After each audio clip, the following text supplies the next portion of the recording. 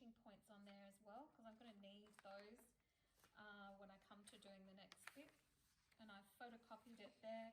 So now I'm ready for the next stage of the exercise, which on exercise 9 is to translate this information from the floor plan to the perspective in exactly the same way that we did last time with our 1-point perspective. So I'm going to tape my grid down nice and straight. Whoops. Make sure there's no doggies in the masking tape. So we've got a nice clean surface to work on.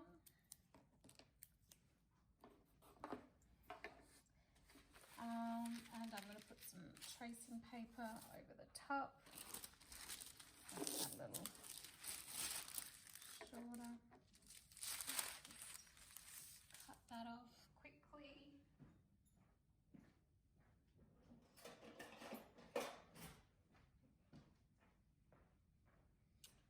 So I've got my plan here. I'm going to use the same plan that I used last time with the 1-point perspective to keep things simple. So make sure you've got one of those handy. Take my trace down as well.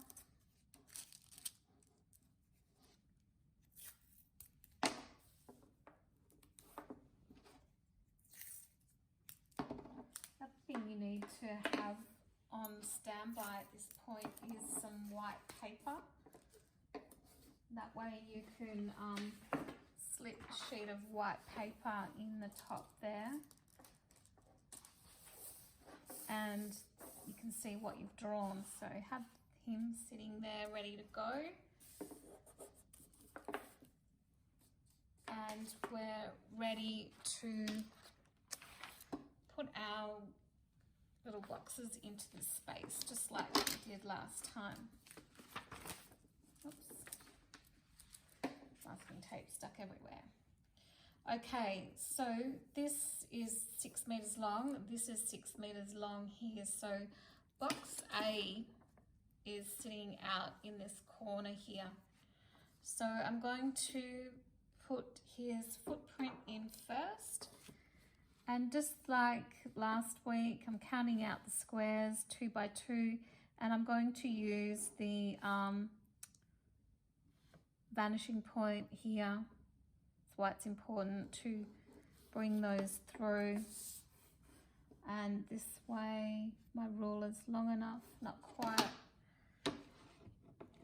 So it's very handy to have a nice long ruler for this. And there, and there. So that's his footprint. And it is hard to see with all those lines, but if I've got my paper there, I can slide that up and down and see that we've translated or sort of skewed into perspective that square. So the next one is B. So he's sitting on the corner here, and he's half of that square, half of that meter there. So if I put myself a little dot there, come back to the vanishing point to establish that line, and then the others are already established for me there.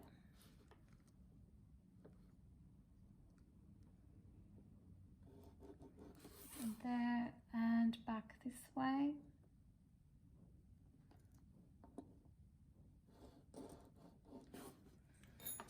So again, with my paper, I can see I've got those sitting there. And then the final one is sitting over into just off the corner there into here and halfway through this square here. So I'm going to use my vanishing point again to, oh, it's not even halfway, it's 1200, isn't it? So I'm just going to guess about 1/5 of that square. which is about there, to establish him over the back.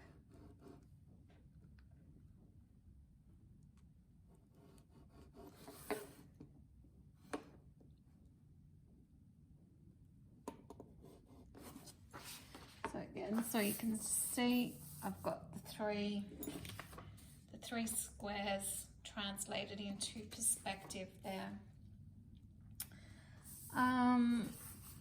The next thing I need to do is work out my heights once I've got all those footprints down.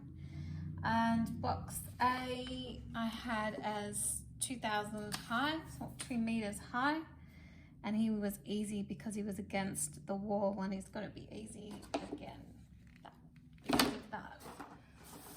So our heights, let's just get rid of that one for a minute. 2 meters, I know that this is at 1 meter, I know that this is 2 meters, so I can put that line in. And the same here. So we've got those two faces, put that back line in as well.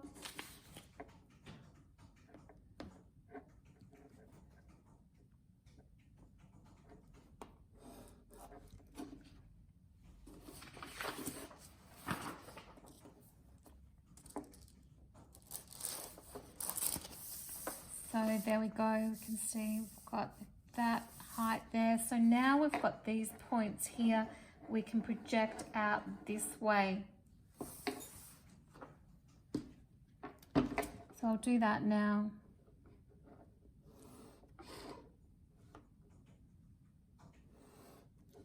Not quite sure where they finish at this point. Just fold that down so I can slip it all the way in. An A4 sheet would have been a little more user-friendly. Anyway, we'll make it work. So now I've got these points of intersection here, and I want to take my vertical all the way up to that line, and this vertical all the way to that line. So I've got something that looks like that. And now I need to take this one back here.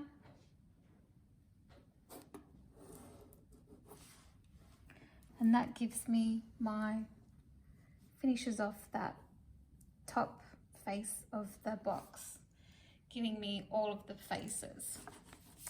So that's the first little box. The second one, he's only 500 high.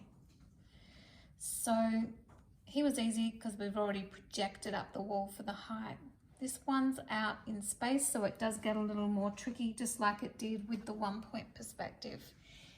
In 2 point perspective, the only place we can measure is this corner in the room. This line here we refer to as the measuring line. So in a 1 point perspective, we had that whole picture plane to measure against. I'll just bring it in to remind you. So in a 1 point, we can measure in this whole space. We know that this is exactly to scale. In a 2 point, the only thing that is exactly to scale is this line. So we've only got one line, but that's okay, that's all we need. 500 high for this box. So I'm going to, I can measure up that measuring line. You can see that's 1 meter, so 500 is there. And now I can project it up to where it's in line this direction. Slip him under again so you can see hopefully what I'm talking about.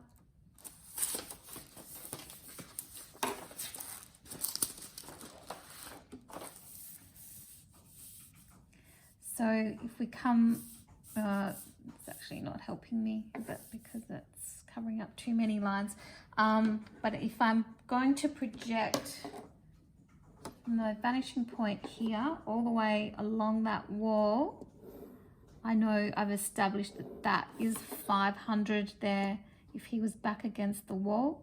Now I just have to bring it out, project it out into space, that 500. So I'm using the other vanishing point to project out, which gives me this one, and I need this point as well, which is that point there, and out in that direction. So 500 up to here and then out. So I know when I come up to these, join these 2 points, that gives me that back face. So I'm going to do that now.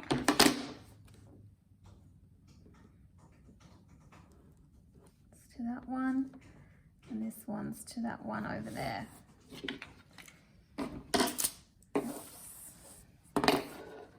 So these 2 points technically should meet up in this direction. When I say meet up, they should come back to my vanishing point, and they do. So that's done correctly. Now I can do the front face using those same lines. So I'm going from the bottom corner up till I meet that diagonal, and then this bottom corner up till I meet that diagonal.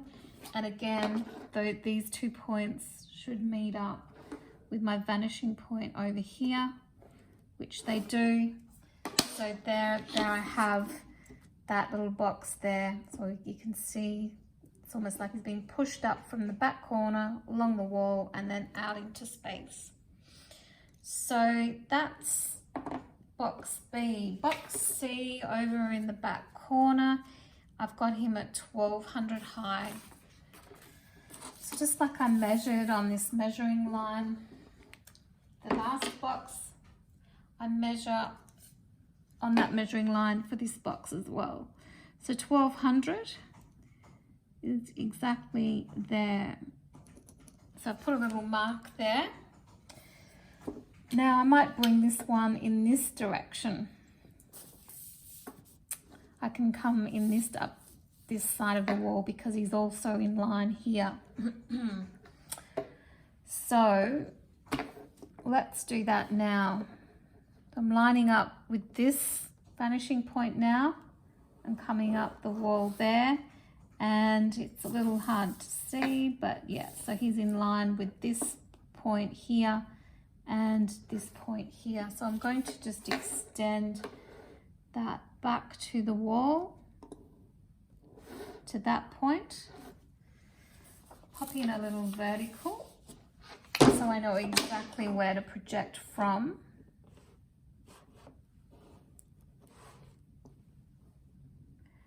And there, we know that that one's there. So that just gives me the point to know where to bring, to meet up with my vanishing point to give me those verticals. So I'll do that now. I'm lining this point of intersection up with my vanishing point and doing a line that way. And that is for that section, and then this one is for that back wall. Sorry, the back face. So that gives me those two. Now I can do my verticals. So that's up to there. So it's getting very hard to see.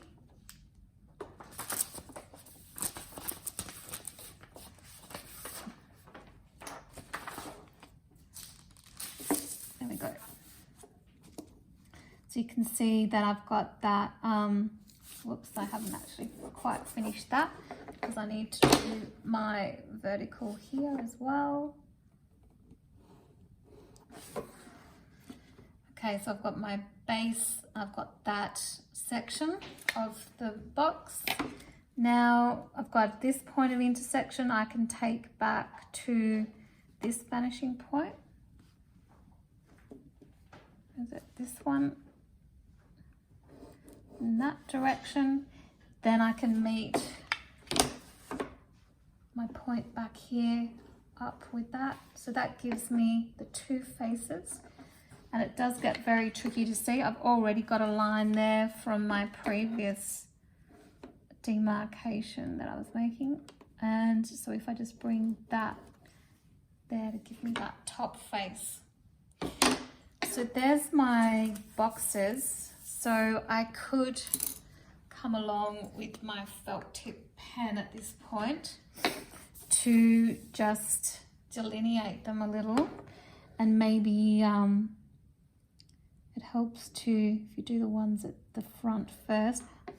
Only thing with doing this is that we'll smudge on this paper.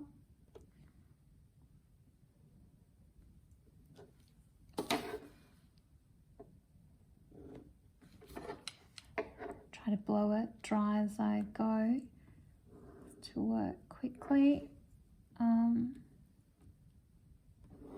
You'll do a better job because you'll have a little more time, hopefully.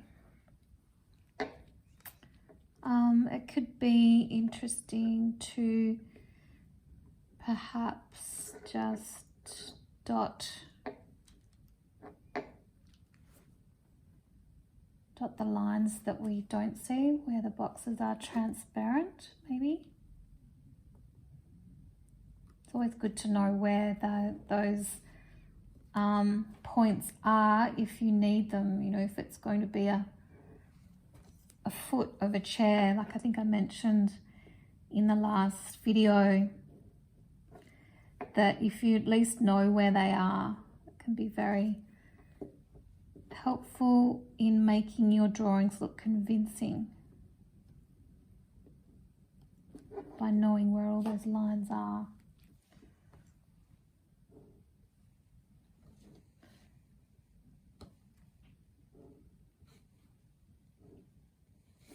So I could just dot these in, for example, behind to show where those lines are. Of course, with my box here, because he's hidden, I'm not going to draw that part of the box. I'm just drawing the bits that I can see, just as if it was a real room. So again, dot here and dot there. That line's sitting right behind that one. And here I see this side.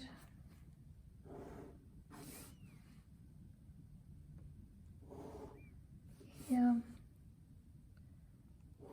And here. I'm just going to hand dot the rest in.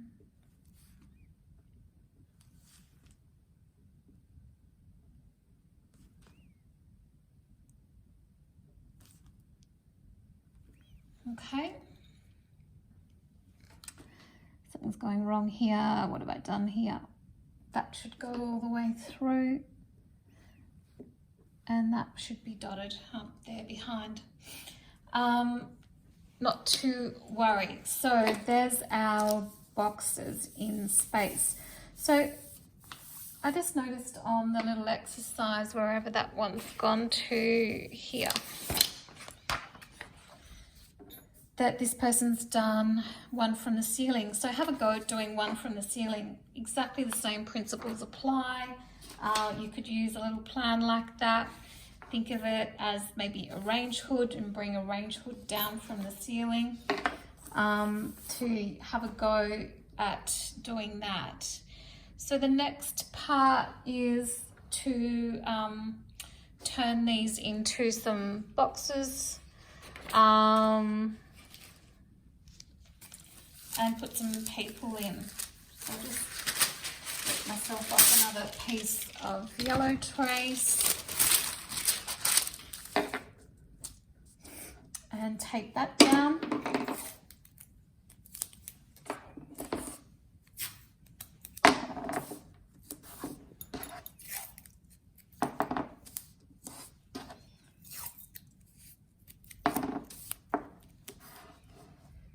So we could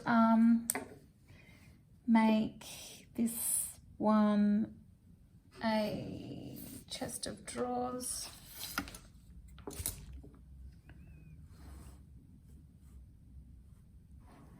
No, I did do that right. I am going to see on top of that. So my chest of drawers, that's making chest of drawers. We see on top of that there, because it's below the horizon line, we're going to see on top of it. So let's just put some drawers in facing this way. 1, 2, 3. Just put some marks there. I'm going back to the vanishing point here on the left. Trying not to smudge, but I know it will be.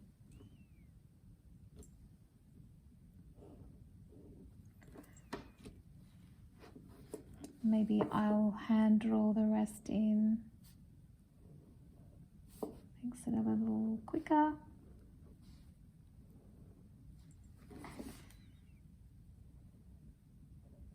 So there's my chest of drawers.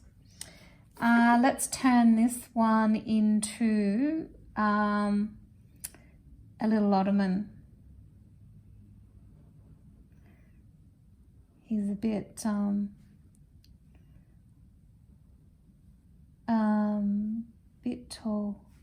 for an ottoman. Maybe we'll just do another kind of chest of drawers there.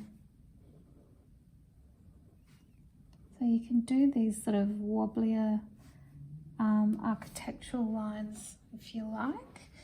I think they can be quite lovely. I didn't really end up with something soft, did I? But never mind, you did see that last time in the 1 point video, so that's okay. I thought I might stick somebody standing here. So if they're standing on the ground over there behind, something like that, and then maybe a larger person or a person closer to us at least, sitting outside the space.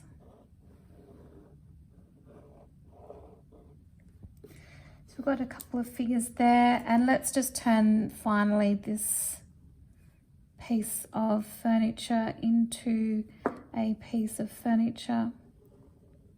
So of course we want you to experiment with your style as well. So you can be, once you've got that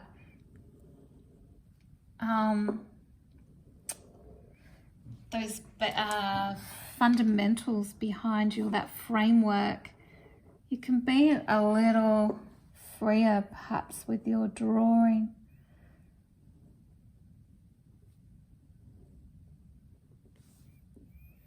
And maybe, you know, we could even have something sitting on the top of this.